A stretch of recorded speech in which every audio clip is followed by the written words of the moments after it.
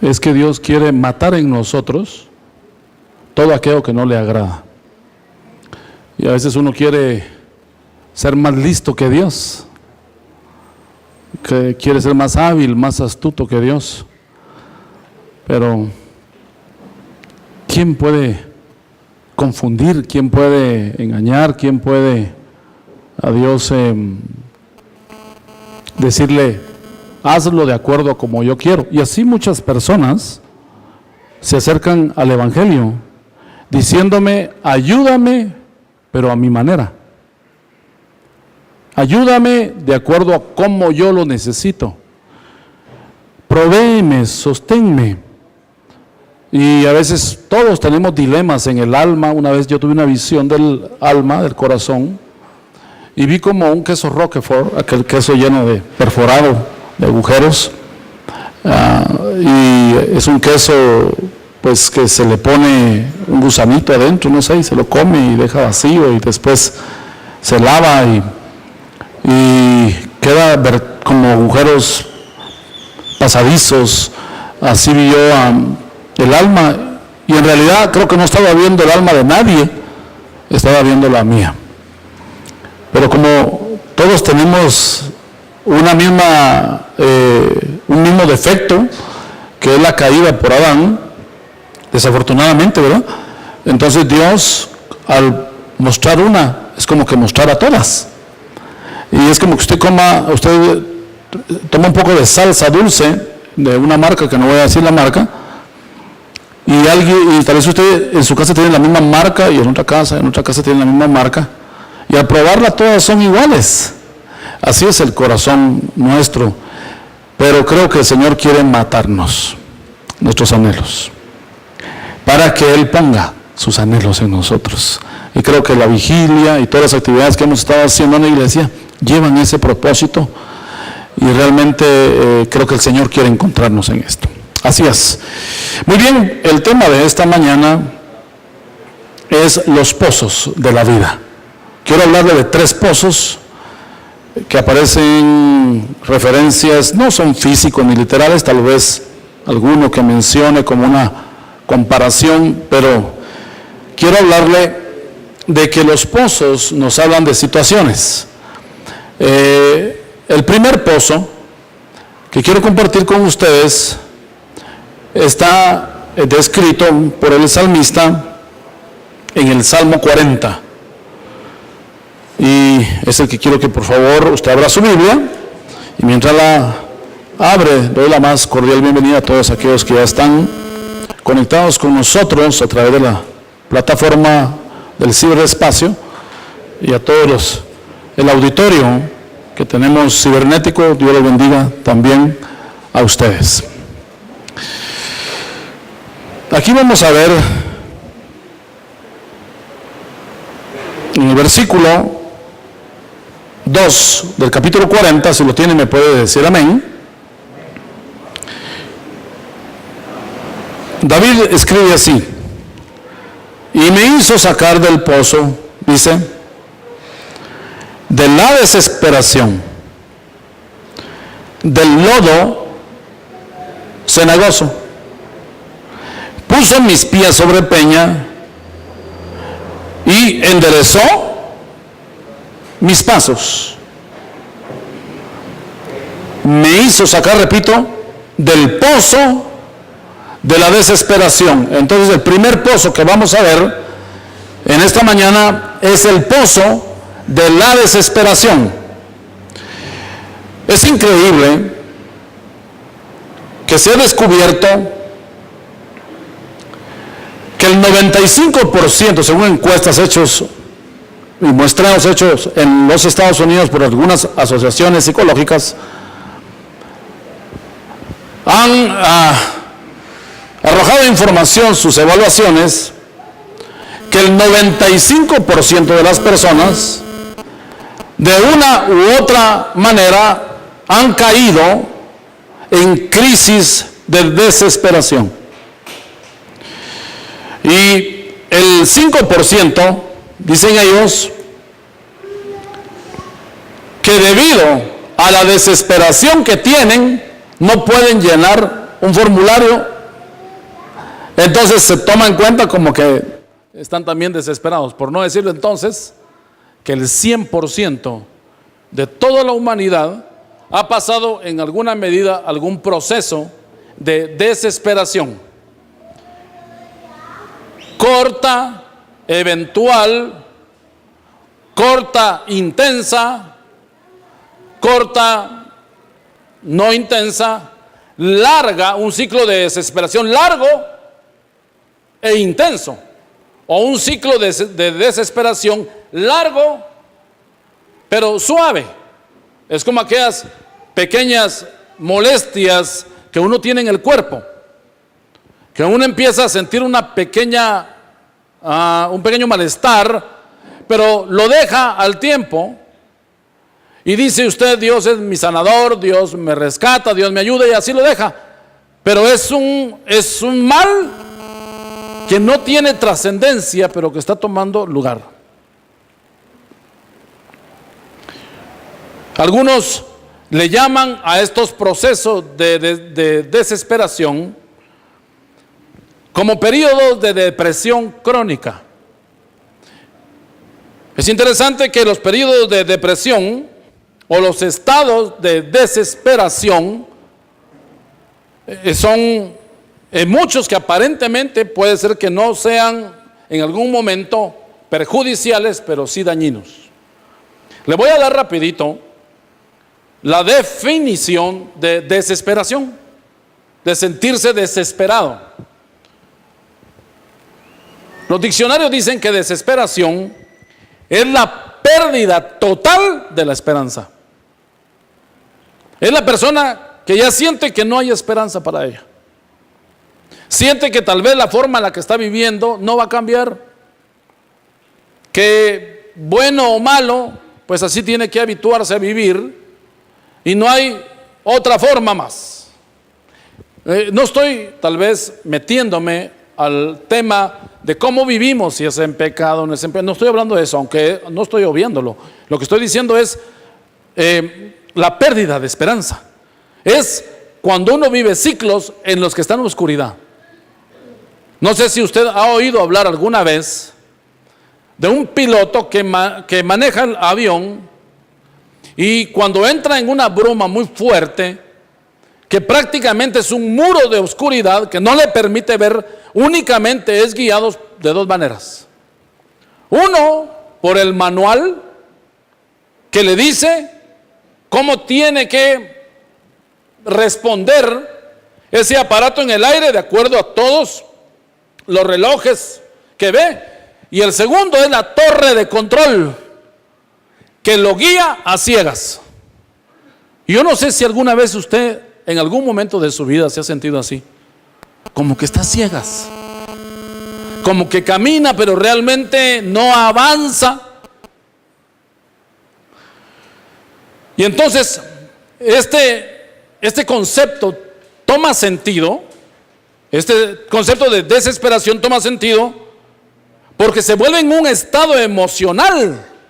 No solo es una pérdida total de la esperanza, es un vacío en el alma, sino que trasciende a convertirse en un estado emocional de quien ha perdido la esperanza, y eso lo hace que se vuelva insensible, que se aparte. Y quiero darle por lo menos unas cuantas definiciones de lo que es vivir un tiempo de desesperanza o un periodo depresivo. Por lo menos hay algunas que pues usted podrá ver otras, pero realmente solo quiero mencionarle, espero haberlas escrito, para que usted vea qué es vivir esos ciclos. El episodio, dicen los psicólogos, depresivo, se caracteriza por un estado de ánimo deprimido. Deprimido es como contraído, es presionar como que fuera un acordeón la vida de la persona y estarla subiendo a lo mínimo. Entonces, número uno, viene una falta de interés por todas las actividades de la vida. La persona que está desesperanzada, o la persona que está deprimida, o la persona que está pasando un ciclo de depresión, es una persona que le pierde el interés a las cosas de la vida y se vuelve muy simple. Es una persona que come, pero no le gusta. Es una persona que ve un programa de televisión, pero solo es para entretenerse. Es una persona que no ha terminado el día y ya está pensando en el día siguiente. Por ejemplo, hay personas que viven el periodo depresivo del domingo en la noche, que ya termina el descanso y ahora viene el lunes. Por ejemplo, a mí me pasa, o me pasaba eso, que ya en la noche me agarraba la perseguidora, diríamos en buen chapín. Y yo decía, ¿qué voy a hacer? Y no solo el lunes, sino toda la otra semana. Y ahora tengo esto, tengo lo otro, y empezaba con una ansiedad. Entonces, número uno, la falta de interés. Y no necesariamente es que usted entra en un shock o lo tienen que hospitalizar, sino que simplemente le pierde interés. Y eso se vive mucho entre las juventudes. Es increíble ver que los jóvenes que tienen la vida por delante, yo no sé cómo fue usted joven cuando fue joven. De joven, pues, usted tenía el mundo frente a usted como algo, como un reto a vencer. Usted sentía que si lo mandaban de aquí a Estados Unidos, usted se iba, y si querían mojado. Usted creo que los jóvenes inventaron lo de irse mojado. Es aquella cosa impulsiva, aquella cosa de trasnochar, aquella cosa de ser atrevido y hacerlo esto y lo otro. Por eso bien dice la Escritura que la gloria del joven es su fuerza, y de los ancianos sus canas. Entonces, pero ahora vemos en pleno siglo XXI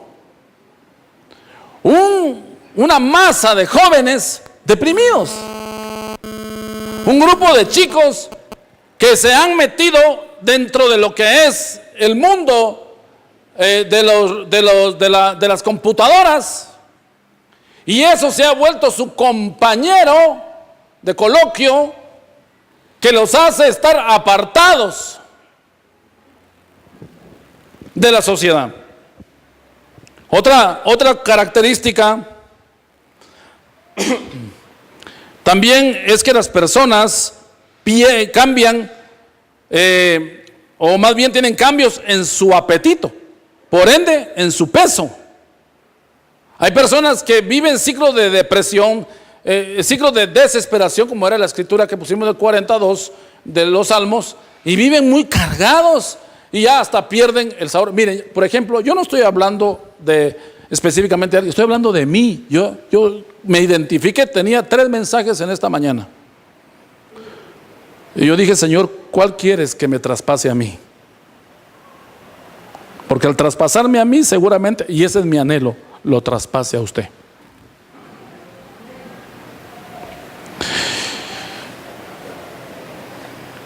Uno vive estos ciclos, y muchos de ellos, yo le perdí sabor a la comida muchos años.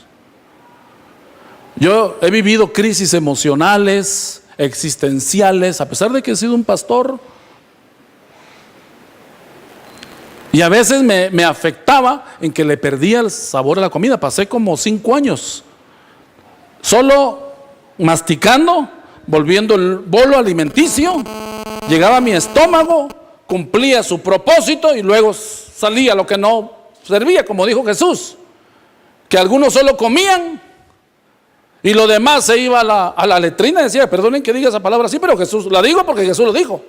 Aunque eso tiene un sentido más profundo, que hay que comer cosas nutritivas que se queden más y no se desechen. Eso es lo que estaba diciendo él, era espiritual, porque Jesús no decía cosas solo por perder el tiempo ni ofender a nadie. Entonces yo comía y no le sentía sabor. Y miren, hermanos, por ejemplo, mi suegro, cuando estaba en vida, yo llegaba a la casa de mis suegros y mi suegro le servían la misma comida que a mí. Y el hombre de 70 y pico de años se sentaba y comía el pollo, su pedacito de pollo y lo que fuera que le acompañara. Y a mí me daban exactamente lo mismo, solo que más chiquito, porque siempre al papá le dan más, ¿verdad? Pero lo mío era similar en cuanto no a cantidad, sino en cuanto a la calidad y el sabor.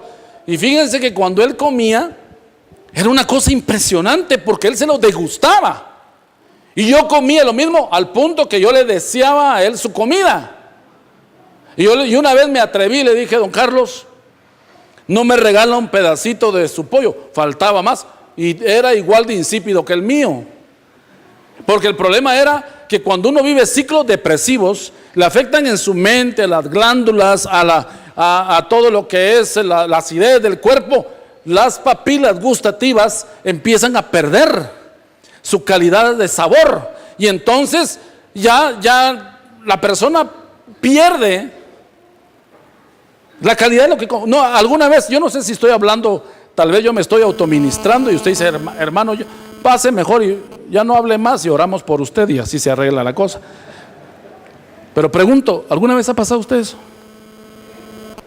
Que come y dice, fíjense que el libro de Salomón, uno de los libros que escribió Salomón se llama Eclesiastés. En el libro de Eclesiastés, en los 12 capítulos, se habla del hombre más deprimido sobre la faz de la tierra. Mire, Salomón decía: el día empieza, apunta, se desarrolla y termina. Todo es lo mismo. ¿De qué me sirve tener dinero? ¿De qué me sirve haber hecho lo que hice? ¿De qué me sirve haber sido el más sabio? Si al final de todo esto es vanidad, de vanidades, todo es vanidad. Imagínense, aquel que era la gloria de Israel, aquel hombre que era hijo del más cercano al corazón de Dios, el hombre más rico sobre la faz de la tierra, tuvo 1000 mujeres también. Y no digo que eso lo haga feliz a uno. Lo que estoy diciendo es que él derrochó en cosas. La reina de Sabá venía a buscarlo, trataba de aprender de su sabiduría. El hombre sabía de todas las ciencias, era increíblemente sabio Salomón, como él no había habido nadie. Y deprimido.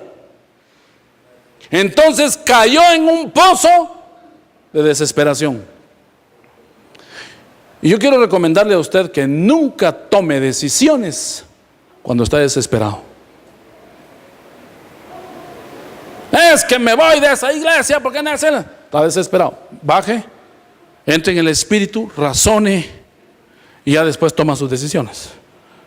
No, que te voy a sacar de ese colegio, que mira que no sé qué, me voy y renuncio del trabajo. ¿Me entiende? Llega usted a puntos en los que se siente, y tal vez es cierto, tal vez lo va a hacer, pero tiene que hacerlo razonablemente. Entonces la persona pierde apetito y pierde peso. Por otro lado, otro elemento de la persona deprimida es que pierde el sueño o duerme mal. Por ejemplo, hay personas que duermen pero no descansan y se despiertan igual de cargados, agitados, como que la almohada es una piedra o un leño. Entonces durmió el cuerpo, pero el alma estaba agitada. Por eso la escritura dice: en paz me acostaré. ¿Qué significa en paz? Resuelto uno el problema. Señor, tal vez no tengo control de esta situación. Señor, ya metí la pata, ya cometí el error, pero permíteme descansar, dormir. Padre, controla mi alma y mi espíritu, porque mientras nosotros dormimos, hay uno que no duerme. Y él vigila y controla aún nuestra vida, nosotros no conscientes. Y ese se llama Dios, que controla todas las cosas. Entonces, hay personas que pierden el sueño. Voy a tratar de correr. También hay personas que pierden la energía. No, y no estoy diciendo que tenga un problema ¿cómo se llama? La tiroides, así es, ¿verdad? Pero ¿no le ha pasado a usted que pierde la energía? Y esto se llama en la calle desganado. Estoy desganado. Y no hay peor cosa que trabajar con alguien desganado, que son las 7 de la mañana y anda arrastrando los pies. Y no es porque esté enfermo, ni con gripe, ni esté cansado por haber venido a la vigilia y salir de las 3 de la mañana, sino que estoy diciendo que la persona tiene un estado emocional que le empieza a neutralizar sus fuerzas y lo hace estar desganado. Tiene sentimiento de culpa, algunas veces. Tiene una baja autoestima. La persona entra en superlativos en su vida con su baja estima. Somos la peor familia. Añade la palabra peor. Ve, mi piel es la peor piel que existe. ¿Por qué tuve que heredar este apellido? ¿Por qué tuve que nacer? Fíjense que una vez me tocó a mí ministrar a un chico que había sido él adoptado. Y a los 20 años sus papás le dijeron que él había sido adoptado. Pasaron mucho tiempo, ¿verdad? Algunos creen que hay que decirlo rápido y llenarlo del amor para que no se frustre en la vida y sienta esta nueva paternidad. Otros dicen que hay que decirlo más tarde, cuando ya están más maduros. Otros dicen que nunca hay que decirlo porque puede ser un riesgo. Hay muchos factores, no estamos en el tema de consejería, porque cada caso tiene su contexto, ¿verdad? En lo que se dice, pero me tocó ministrarlo a mí. Sus papás me llamaron y él gritaba y decía: ¿por qué no nací yo en tu vientre?, le decía a su mamá. ¿Por qué no fui tu hijo? Hermanos, ellos eran millonarios. Le habían regalado carros del año, le habían puesto a administrar un hotel. Después le habían puesto una de esas servitecas, esas que hacen servicios de carros, para que el nene no le entrara en depresión. Él que quiso participar en esta cuestión de American Idol, que hay como hay latinos y algo así, ¿verdad? No sé cómo es eso. Le pagaron el viaje a México, le pagaron el viaje a Estados Unidos, lo mandaron a Italia para que aprendiera a cantar. Pero lo que no le pasaba en la depresión era no haber nacido en ese vientre. Y pregunto yo, ¿cuánto niño en la orfandad está con familias disfuncionales en la pobreza? Ellos ni siquiera tienen el derecho de decir, ¿verdad? ¿Por qué nací aquí? Si ya no ven nada más en su vida. Pero que lo tenía todo, se le nublaba el todo por la circunstancia del momento. ¿No le pasa a veces eso a usted? Que lo vence más las circunstancias del momento y no puede ver más allá y solo ve lo que está alrededor. Así le pasaba a este chico. Sentimiento de culpa, baja autoestima. A las personas deprimidas les cuesta pensar. Y no le digo que los que son tontos es porque andan deprimidos. No, le estoy diciendo que uno se entontece cuando está deprimido, cuando está con la desesperanza, porque esperanza es lo que anhelamos que venga y no viene. Entonces nos empezamos a desesperar y a hacer locuras. Tenemos dificultad para razonar las cosas. Nos gastamos el dinero de las inversiones de las empresas por pasar un rato bien y después ya no tenemos capital para invertir o mejorar la empresa. Tienen las personas deprimidas problemas para concentrarse. ¿No le pasa a usted que empieza por ejemplo, usted por qué ve ahora en los chicos en cualquier nivel que ellos pierden clases porque se desconcentran? Andan en sus mentes pensando en el bullying que le hicieron y no pueden decirlo. Andan pensando que se enamoraron de una patoja y no lo pueden decir. Andan pensando de que sus papás están peleando y no pueden ir a decirlo al maestro guía o a la consejera o al director, porque es como evidenciar o desnudar a sus padres. Está él pasando una crisis de que él solo tiene zapatos comprados de los lugares donde venden de segunda y sus amigos o los compañeros les compran de marca. Y él empieza a crecer como acomplejado y empieza a ensimismarse, a enconcharse y no puede prosperar. Entonces tiene una dificultad para concentrarse. Y muchos de las personas deprimidas tienden a tener pensamientos relacionados con la muerte. Mira hasta dónde lo lleva a la persona a degradarlo, o ideas, en todo caso, suicidas. Entonces, esta escritura de que estamos viendo, vamos a ver unas cosas más del versículo 2 del capítulo 40 de los Salmos. Regrese por favor conmigo a su Biblia después de haber dado estos datos que circulan en todos los medios. Me hizo sacar del pozo de la desesperación, del lodo cenagoso. Solo una cosa interesante, en el hebreo la palabra desesperación es como el que hace ruido, como el que hace estruendo, es desesperado. Alguien que está desesperado, ¿me entiende?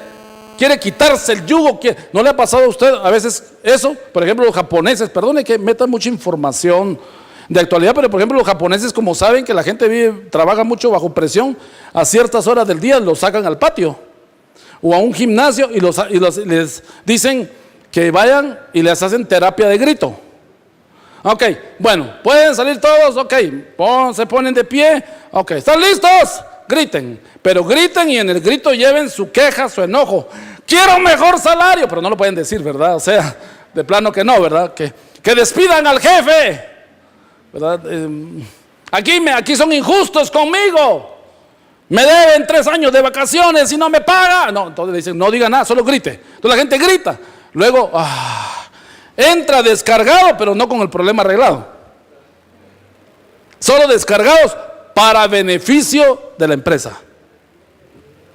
Entonces, dice acá, me hizo sacar del pozo de la desesperación, es del lugar donde grito y no se oye, del lodo cenagoso. Y quiero comentarle esta palabra, lodo cenagoso, que se menciona acá.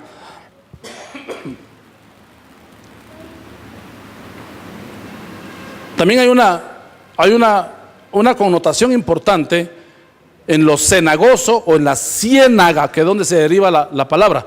La ciénaga tiene la cualidad de que es un lodo saturado de agua y que de alguna manera hayan crecido hierbillas o algún tipo de planta que crece sumergida en esas condiciones de ese lodo.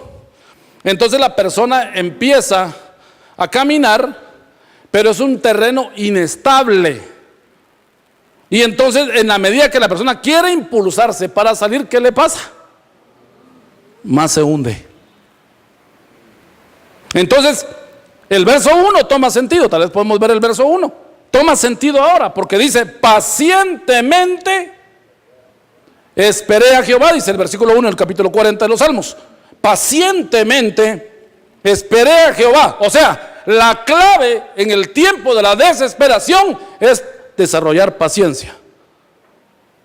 Pero ¿qué pasa cuando uno está desesperado? Se inquieta. Por eso la Biblia dice, estáos quietos y ved la salvación de Jehová. Porque cuando Israel tenía los gigantes, o más bien los ejércitos, no gigantes, los ejércitos gigantes que venían contra ellos, ellos empezaban a sentir desesperación. Una de dos: o salen corriendo y salen huyendo, porque es lo que habría que decir, ¿verdad? Retirada, te hubiera dicho el general, y todos se van. O les hubieran dicho, sed valientes y pelead por Jehová y por su pueblo, y ahí hubieran muerto de todas maneras. De todas maneras los hubieran, pero que lo maten uno corriendo, qué feo, ¿verdad? Entonces hay que desarrollar la paciencia. Probablemente por eso el 100% de personas en el mundo hemos pasado ciclos de desesperanza, porque para Dios es muy importante desarrollar la paciencia también. ¿Y cuánto impacientes hemos sido nosotros? ¿Cuánto impacientes? Yo reconozco que en mi vida todos mis problemas vienen derivados, o si no, una buena parte de mis problemas vienen derivados de ser impaciente, de tomar decisiones a la loca, de creer que porque algo se ve de una manera, eso es lo correcto. He perdido dinero, he perdido empresas, he perdido amistades, he perdido relaciones con otros ministros, he perdido en algún momento credibilidad, he perdido tal vez unción, entendimiento, y me ha tocado que regresar al punto de partida y nuevamente volver a empezar. Pero también me he dado cuenta que en las veces que he intentado hacerlo bien, la mano de Dios ha estado siempre ahí como pendiente y diciéndote: solo da el pequeño paso y el resto lo voy a hacer yo para sacarte de ese hoyo de desesperación. Una cosa que la desesperación hace cuando uno grita también es que salen los motivos de lo que hay en el alma, sale de lo que uno está hecho, sale lo que hay en su corazón. En la Biblia hubo gente que fue afectada tremendamente. Pasaron ciclos depresivos tremendos, pero salieron ellos a flote. Por ejemplo, se recordará usted de personajes como Daniel en el pozo de los leones, que era uno de los mensajes que traía yo hoy. Daniel en el pozo de los leones. Daniel estaba desesperado y estaban actuando injustamente hasta cierto punto, porque Darío no quería que muriera, no quería que muriera Daniel. Pero la gente, y fíjense que hay un componente, que me voy a adelantar al tercer pozo, hay un componente que hacía que la gente cayera en ciertos pozos, que era la envidia también. Dice que la gente le tenía envidia. Recuerdo que cuando nosotros nos pasamos a vivir a un lugar, arreglamos la casita y todo, porque uno debe arreglar donde vive, ¿verdad? Hacerlo digno, bonito.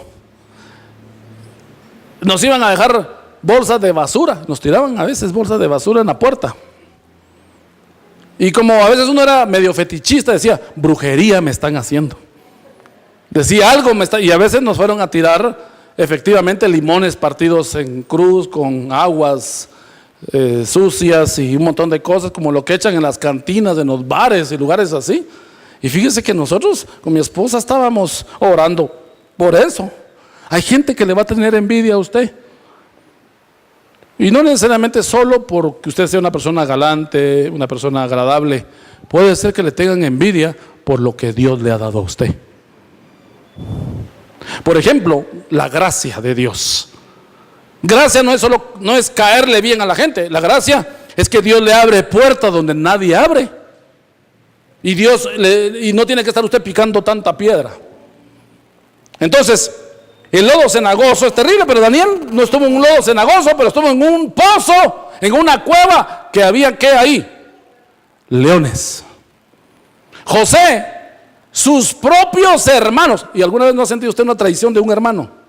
Estoy hablando de un hermano, no necesariamente solo de la iglesia, porque puede ser un hermano en la carne, un hermano que es de la propia sangre de uno, que le hace a uno una maldad. ¿Alguna vez le ha pasado a usted eso?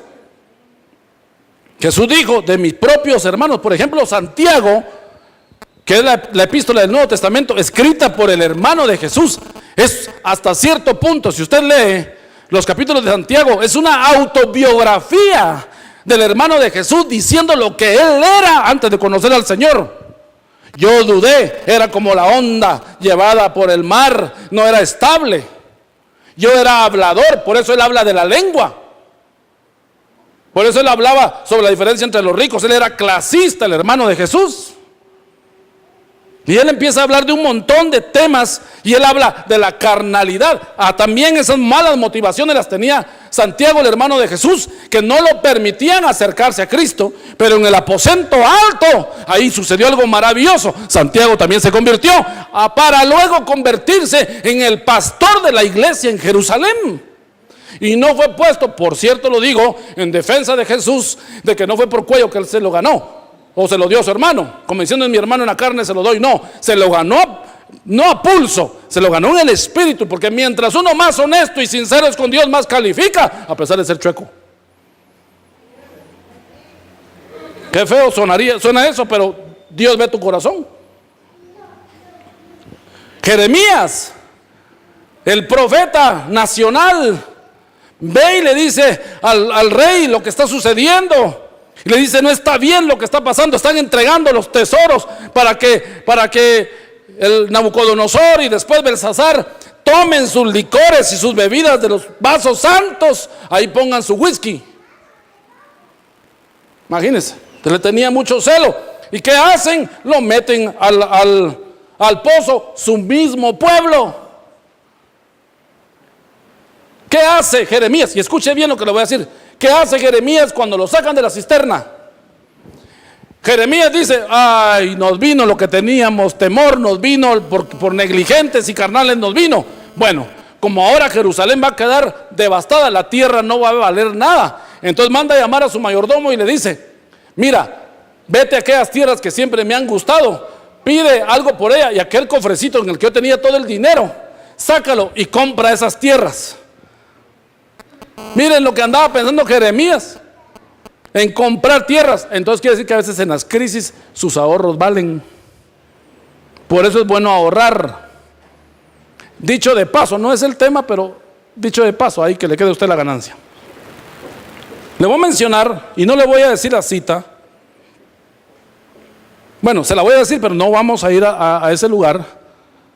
Pero uno de los príncipes de Israel que sufrió más periodos depresivos fue Mefiboset.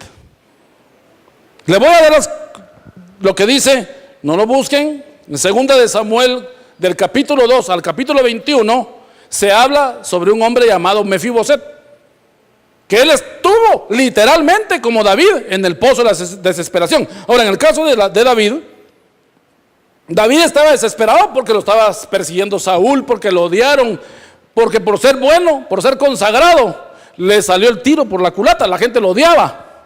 O sea que si usted es carnal lo odian, y si es espiritual lo odian. Entonces mejor que lo odien por espiritual, que de todas maneras no va a ser monedita de oro.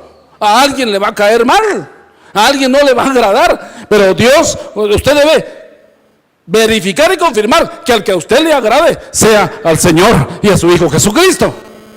Ese es el beneficio que usted debe de buscar. Fíjese que Mefiboset, hijo del príncipe Jonatán, heredero inminente del reino de Israel, a los 5 años, en medio de una batalla, lo sacan de la casa y lo arrancan de los brazos de su madre y lo llevan a una tierra alejada, separado de todos. Primer punto, separado de su familia. 2, su nodriza o la persona que lo cuidaba se tropezó y al caer seguramente no solo cayó mal, sino que le cayó encima. Déjeme por favor elucubrar. Y se le quebraron sus piernitas y sus extremidades y él quedó con sus pies torcidos, quedó lisiado de ambos pies a los 5 años. Entonces, arrancado de su casa y un accidente le vino que lo dejó impedido.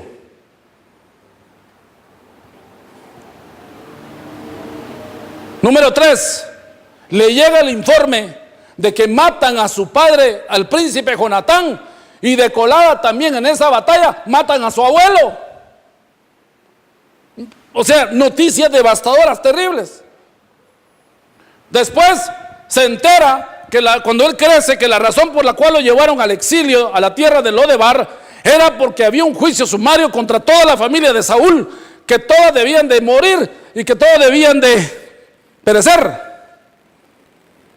Y entonces él entiende que él está viviendo lejos porque están preservándole la vida, porque él es un descendiente de padre, más que todo de su abuelo, que había sido malo y hasta terminó en hechicero, el gran rey de Israel, y la gente murmuraba y hablaba y él se enteraba. Por eso nadie quería decir que era hijo del príncipe y que su abuelo había sido el rey, porque encima de todo lo hubiera sido la carcoma, hubiera sido el objeto de la ignominia de toda la gente. Entonces él creció con un problema muy fuerte que la gente hablaba. Y si por si no fuera poco, hermanos, era un príncipe en el anonimato. Mire, tal vez usted es un príncipe, pero el enemigo quiere que usted esté en el anonimato. Tal vez usted tiene un dominio que Dios quiere darle, y Dios en el libro de la vida, en el libro de las obras de los justos, aparece que usted hará grandes proezas para el Señor, pero tal vez usted está en esa condición de desesperación, está en la tierra alejada de toda la bendición, pero el Señor está haciendo un llamado para que regresen a casa y vuelvan, que es su presencia, el lugar donde no son juzgados, donde no son cuestionados, sí tratados y seriamente, todos somos tratados, pero Él quiere regresarnos para sacarnos del pozo de la desesperación a un lugar habitable y seguro. Él mismo, cuando se presenta delante del rey David, mire qué dice de él mismo: soy como un perro muerto, dice este hombre. O sea, él se sentía indigno, y para los judíos un perro era lo peor. Los perros y los cerdos eran lo peor, eran inmundos, porque el perro tiene la cualidad de comer su propio desecho, y la puerca, después de lavada, vuelve al lugar del cieno. Entonces eso habla de que la gente, por eso el Señor dice que los perros no entrarán al reino de los cielos. Está refiriéndose a los que dejaron el mundo y ahora deciden regresar, se alejan del mundo, lo vomitan y se dan vuelta, y de repente dicen: voy a regresar y me lo voy a comer de nuevo y voy a seguir en el mundo. Pero Jesús le dijo a aquella mujer cananea: aún los perrillos comen las migas que caen debajo de las mesas de su Señor. Y esa es una buena noticia en esta mañana. Hay migajas de bendición que para ti pueden ser migajas y para ella pueden ser migajas, pero pueden ser grandes banquetes de su presencia para que regreses de nuevo a tu condición de príncipe.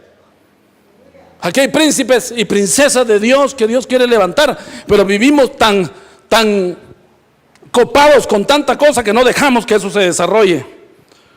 Dice que cuando lo manda a llamar el rey, se presenta delante del rey. Cuando ya el rey viene, después de que Siba le juega la vuelta y le dice mentiras, no se corta la barba, ni la ropa se la cambia, llega como una persona harapienta, porque de alguna manera, y por favor, no estoy juzgando lo exterior, pero de alguna manera en la forma en la que uno se arregla, refleja cómo uno se siente. Y no estoy hablando del tema de dinero, porque usted puede vestirse con una manera sencilla, pero sentirse usted bien, que su exterior y su interior van de la mano, ¿me entiende? Entonces este personaje de la Biblia lo sacaron de su realidad. Él no podía ir a pelear las batallas, no podía montar un caballo. Es una cosa terrible. Cuando le tocó pelear por sus tierras, cuando viene David y le dice a Siba: entonces le voy a devolver todas las tierras a Mefiboset. ¿Sabe qué dice Mefiboset? No me den nada, no quiero nada. ¿Por qué? Porque para lo que vivía Mefiboset, ya lo terrenal no le era suficiente. Él necesitaba una aprobación. Y yo le voy a hacer una cosa: usted trabaje por el pan diario para vivir, pero también construya una identidad en Cristo para que usted se sienta feliz, se sienta aceptado en el amado, dice Pablo. Si no, vamos a vivir construyendo grandes emporios en la vida, pero sin nada de esencia, siendo como pobres, andrajosos. Y es lo que vio Juan en la iglesia de la Odisea. La iglesia de la Odisea decía en el capítulo 3 del libro de Apocalipsis, no lo busquen, dice: soy rica, me he enriquecido, no tengo necesidad de nada. Pero el Señor le dice: no te has dado cuenta, no has visto para adentro que eres miserable, eres pobre, eres ciego, eres desnudo, desventurado, le dice. Gracias a Dios que no dijo más. Con eso ya nos dijo cómo somos.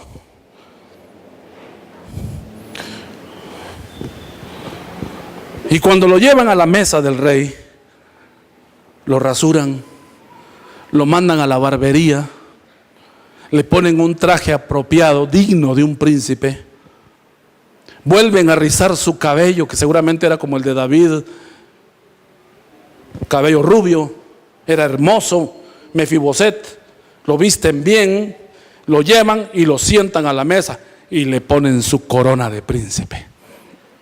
Pero escuche lo que le voy a decir ahorita y guárdelo en su corazón. Le pusieron la corona, lo dignificaron, pero debajo de la mesa era lisiado.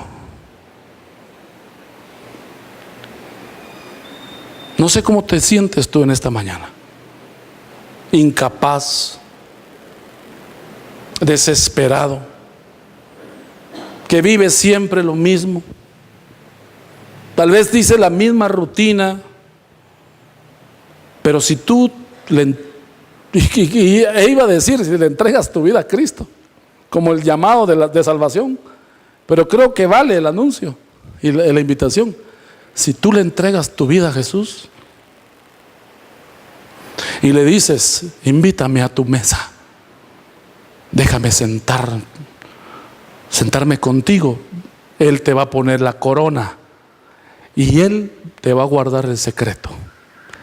No le voy a decir a nadie que fuiste lisiado de ambos pies. Y vas a participar de la gloria y del reinado. ¿Estás de acuerdo conmigo? Si estás de acuerdo conmigo, dale un aplauso al Señor entonces. Número 2. El hoyo de la corrupción. El primero es el hoyo de la desesperación. El número 2 es el hoyo de la corrupción. Y ese no me quiero detener mucho. Isaías 38:17 dice: he aquí amargura grande me sobrevino en la paz. Mire qué dice: amargura grande me sobrevino en la paz. Mas a ti agradó librar mi alma del hoyo de la corrupción, porque echaste tras tus espaldas todos mis pecados. El hombre, por definición, se corrompe. Corromperse, ¿qué significa? Es echarse a perder. Fue creado bueno y se empezó a corromper. Vemos en la Biblia, y no me voy a detener a hablar de eso porque solo quiero hablarle del último pozo, que es el que me interesa que conozca. Éxodo 32:7 dice: el Señor Jehová dijo a Moisés: anda, desciende del monte, porque tu pueblo que sacaste de la tierra de Egipto se ha corrompido. Y me llamaba mucho la atención que la palabra corrupción o corromperse no necesariamente es la ingesta de un montón de bacterias que echan a perder algo bueno, no. Muchas veces es que uno empieza a quitar parales en el cimiento y deja débil su cimiento. La gente que se corrompe, como muchas veces nos hemos corrompido o corrupto, como valga la palabra, nosotros, es que en algún momento hemos dejado principios por caprichos. Hemos dejado lo eterno en algún momento por lo de la tierra, por lo de hoy.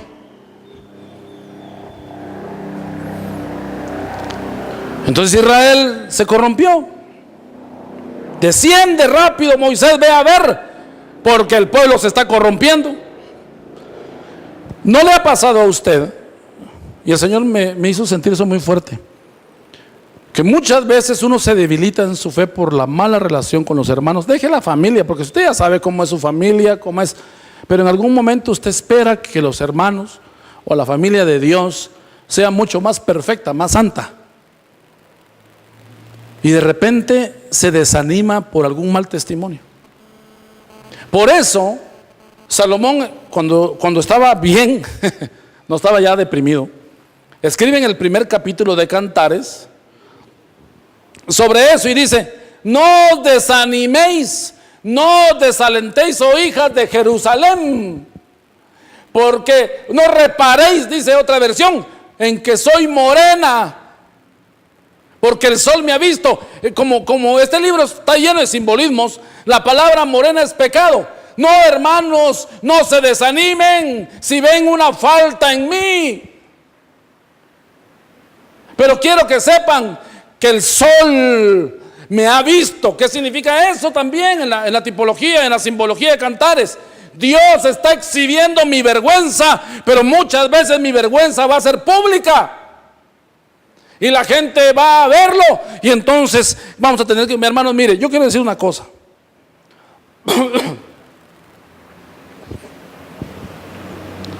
En unas oportunidades, recién acabamos de tener la iglesia 3-4 años, los primeros 4 años.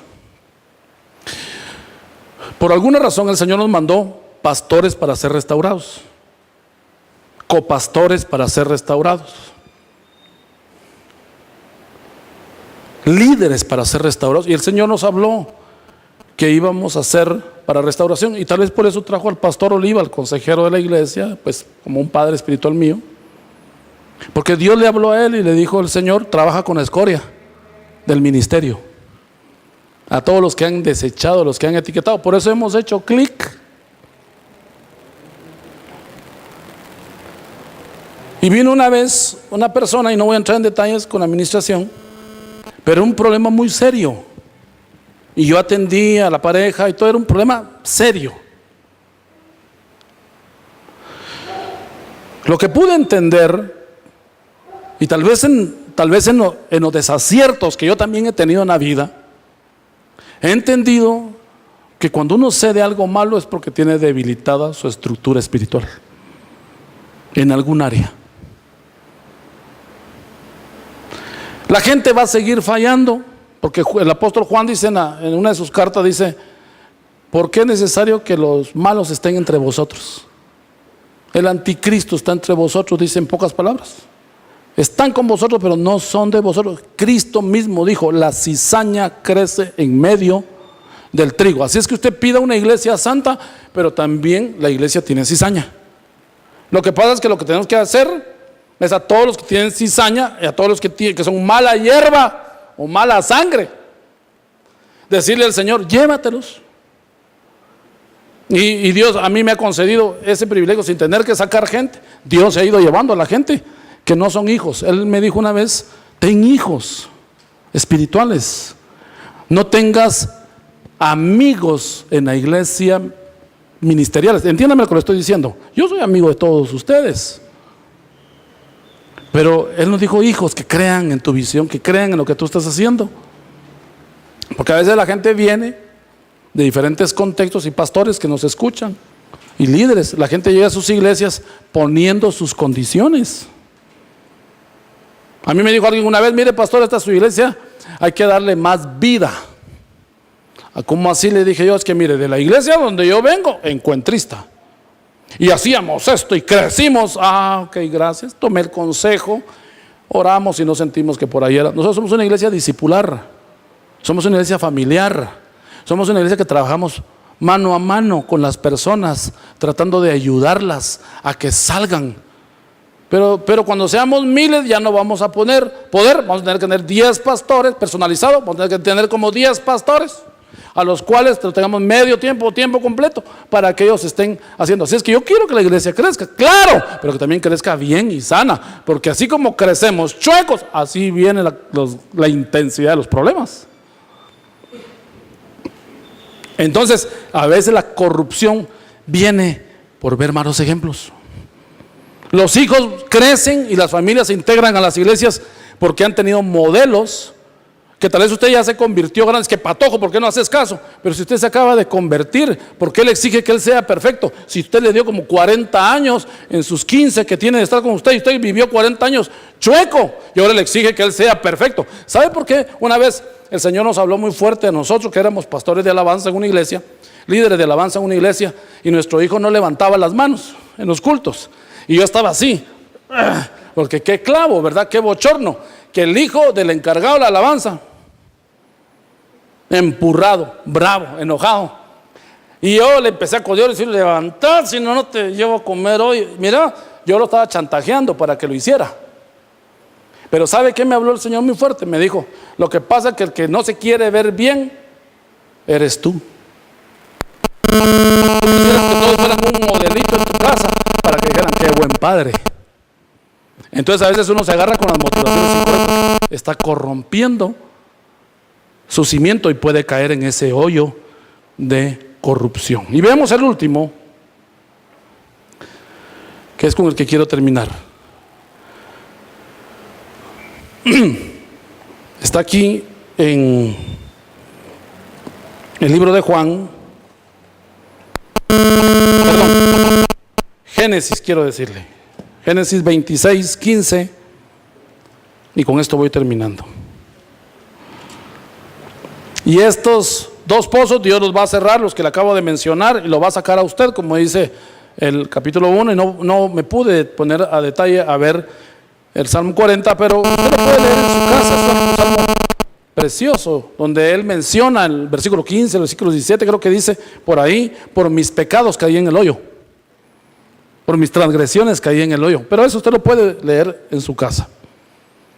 Pero aquí en el capítulo 26, verso 14, habla que Abraham e Isaac abrían pozos de agua para su ganado, para su rebaño, para su familia. Y mire, de alguna manera usted y yo, hermanos, somos abridores de pozos. Solo que usted tiene que ver si el pozo que va a abrir es de desesperación y va a caer en él, porque la Biblia dice en Eclesiastés que quien abre el agujero cae en él, dice la Biblia. Entonces tenga cuidado que no abra un pozo donde se caiga también usted. Entonces 26:14 dice: y tuvo hatos de ovejas, hablando de Isaac, y hato de vacas y mucha labranza, pero todo eso requería agua. Claro, todos los que tienen tierra saben que, como dicen, finca que no tiene agua no sirve, ¿verdad? ¿Para qué le sirve? Para campo de fútbol tal vez. Y los filisteos, escuchen la palabra, y los filisteos le tuvieron envidia. Lo que dije yo al inicio, que iba a comentar al final. Y todos los pozos que habían abierto los criados de Abraham, su padre, en sus días, los filisteos los habían cegado y los habían llenado de tierra. Espiritualicemos esto entonces. Según Juan, el apóstol Juan menciona a Jesús en ese evangelio, y no lo voy a ir a la cita por cuestiones de tiempo, pero en la experiencia que tuvo con la mujer samaritana, Jesús le dice a la samaritana: porque el agua del pozo que yo te doy es una agua diferente al agua que tú vienes a traer todos los días a este pozo, al pozo de Jacob. Y Jacob, interesante, significa engañador, suplantador, el oportunista, el que busca cómo salir de los problemas rápido. Ya no vas a beber esa agua, le dice a la samaritana Jesús, sino las aguas que yo te voy a dar son unas aguas que se van a construir en tu interior, porque el Espíritu va a traer taladro y va a abrir un pozo muy hondo en tu corazón y va a empezar a salir, dice, a brotar ríos de agua viva o agua de vida. Entonces, los filisteos son demonios, opresiones, complejos, la desesperación, la desesperanza, el miedo, el temor, las dudas. Nos hacen sumirnos y empezar a echar tierra. Echémosle tierra a ese pozo, tirémosle piedras. Recuérdense que en Mateo 13 las piedras nos hablan de los afanes del mundo. Los afanes del mundo empiezan a secar nuestro pozo que el Señor abrió para nosotros por su buen espíritu. Pero la invitación en esta mañana es: ¿por qué no le decimos: Señor, abre nuevamente ese pozo? Ya no te siento igual. Vengo a la iglesia, cumplo toda la forma, pero de fondo he perdido mi relación contigo. Quita las piedras, por favor. Quita la tierra que los filisteos pusieron en mi vida, y entonces va a volver a salir un pozo abundante de agua de vida. Pónganse de pie, por favor. Termino, tal vez en la pantalla podemos poner el Salmo 103, versículo 4. Salmo 103, versículo 4. Y quisiera que esta cita se la lleve en su corazón. Pero quiero leerles el Salmo 103, verso 4. El que rescata del hoyo tu vida. Yo no sé en qué hoyo estás ahorita tú metido. Y ese pozo cenagoso, estás queriendo salir pero te hunde. Gritas, nadie oye. Como cuando murió Absalón, el rey de David, 10 hombres lo acuchillaron. Y Joab le metió 4 saetas en el corazón. Luego su cuerpo lo tiraron en un pozo y lo taparon con piedras y nunca se enteraron dónde estaba el príncipe. Murió en la nada, como XX. Yo no sé en qué pozo estás tú ahorita. Yo mencioné 2, el de la desesperación, y en el otro pozo, que es el de la corrupción. Pero sí tengo que decirte que Él te rescata del hoyo tu vida. Yo estoy sintiendo esa palabra para mí también. Él quiere estabilizarnos, poner cimientos buenos, y por ende no solo te rescata, sino te corona de favores y misericordias. Te corona, como a Mefiboset lo sacaron del pozo de Lodebar, que no era un pozo físico, era una ciudad refundida en una esquina de Judea. De ahí lo va a traer Dios aún para sentarlo en su mesa. ¿Quieres tú que se abra hoy?